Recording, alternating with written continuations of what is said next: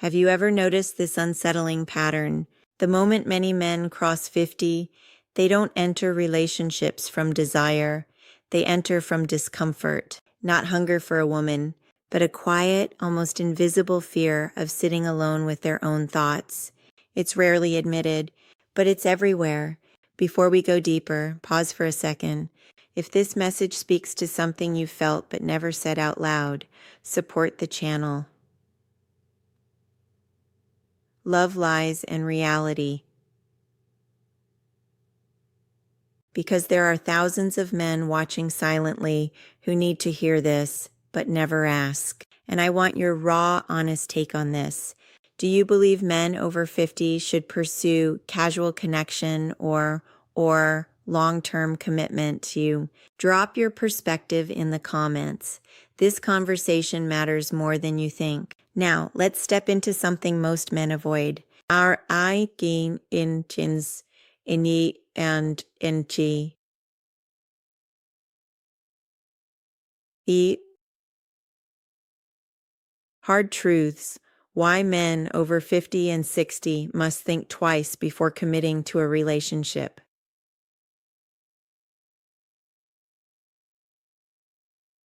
Not from emotion, but from clarity, from a modern, stoic, high-awareness, masculine frame. And let's make one thing clear before people misunderstand this. This is not bitterness. This is not anti-women. This is not telling you to isolate yourself. This is about kenki,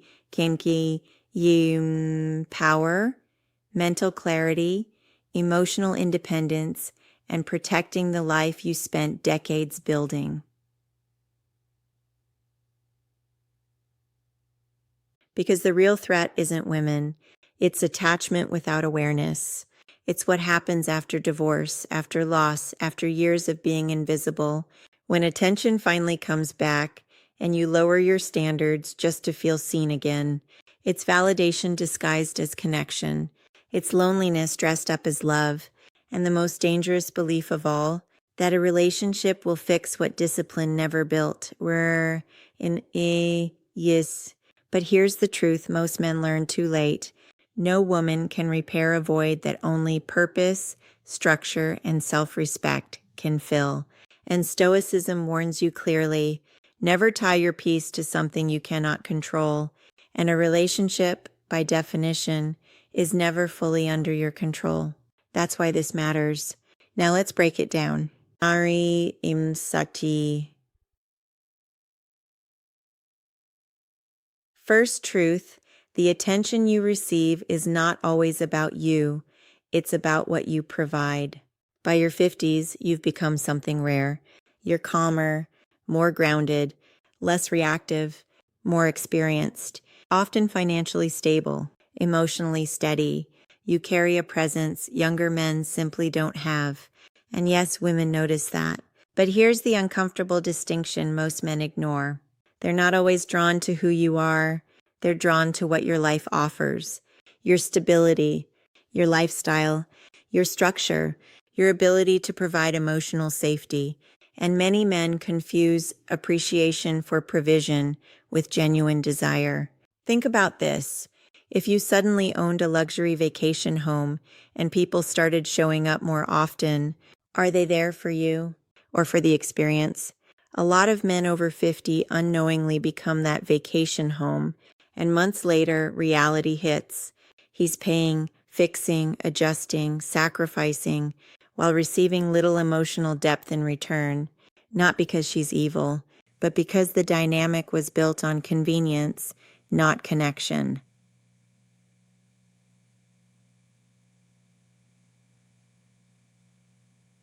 And anything built on convenience collapses the moment convenience disappears. R-N-G Nasi.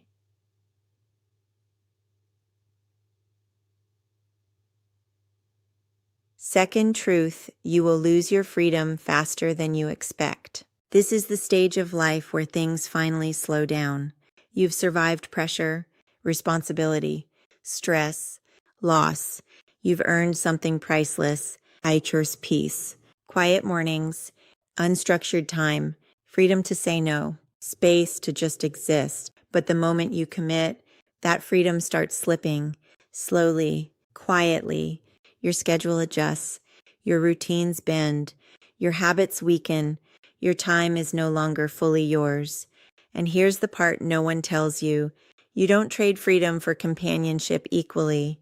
Most of the time, you give up more than you receive. A man retires thinking he'll travel, train, build a meaningful second life. Then he meets someone, and suddenly, trips are delayed, gym sessions disappear, weekends become obligations. His energy is spent managing someone else's emotional world, not forced, but allowed.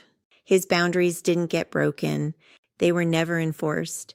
And slowly, his inner peace, his inner citadel starts to crumble. Chukimuri. Third truth, you become the emotional anchor, whether you realize it or not. This is where many men underestimate the real cost. By 50, people carry history, divorce, betrayal, family complications, adult children with problems, health anxiety, loneliness, and without noticing, you become the stabilizer, the listener, the fixer, the emotional regulator. You absorb stress that was never yours. And here's the reality. At 25, you can carry that weight. At 55, it drains your life force. Because when you carry someone else's emotional climate, you lose space within your own. And Stoicism teaches one core principle. A man must master his own internal world, not manage someone else's chaos.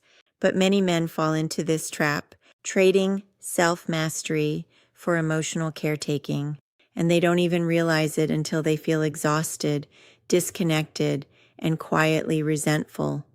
Fourth truth, relationships often turn into responsibility, not romance. This one is hard, but real, because after 50, life isn't just about connection anymore. It's about complexity, health issues, family dynamics, aging parents, grandchildren, emotional baggage. And because you're stable, reliable, composed, you become the support system, not by decision, by default. You become the planner, the problem solver, the emotional safety net, the emergency contact. You entered for companionship, but you inherited responsibility. And here's what keeps men stuck. They're good men. They don't want to seem cold. They don't want to walk away. They don't want to hurt someone. But here's the brutal truth. When you take on roles you never consciously chose, you slowly erase the man you worked decades to become.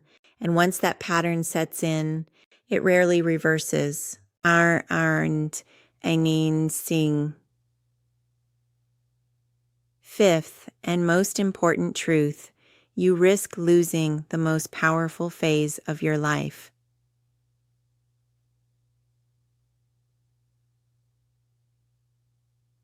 Most people think life declines after 50. They're wrong. This is your prime of clarity.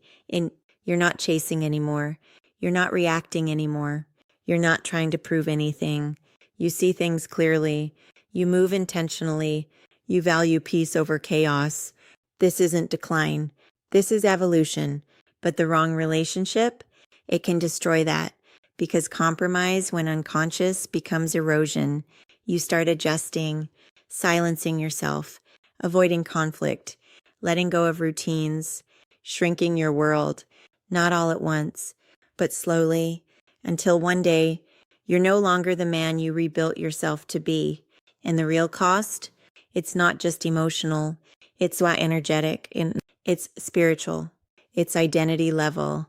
You trade your expansion for comfort, and deep down, you know it.